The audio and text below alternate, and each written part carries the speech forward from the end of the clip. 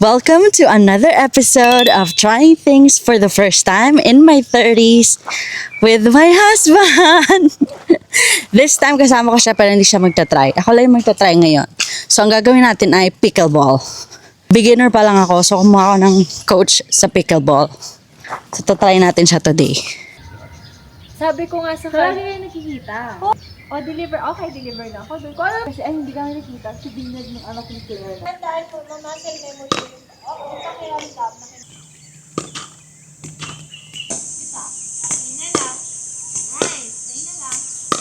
Malakas talaga. Kailangan makita kay pattern mo. Ano lang. Nice. Okay. Pero pasok. Sige. Okay lang. Sige lang. Nice. Ay, mabit na. Nice! Oh my God! Sabi ko sa'yo, nakuha! O, diba? Bounce mo na. Kasi Marty! Bounce mo kasi mo na! Hindi yung pagpulot pa para hindi ka mahirapan. Ah! Yung pa ako! Okay. Yan na kaya.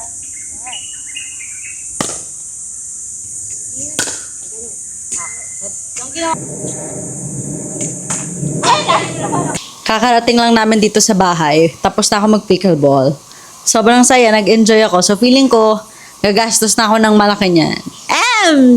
Yun lang yung first time experience ko today. Next time ulit. Bye!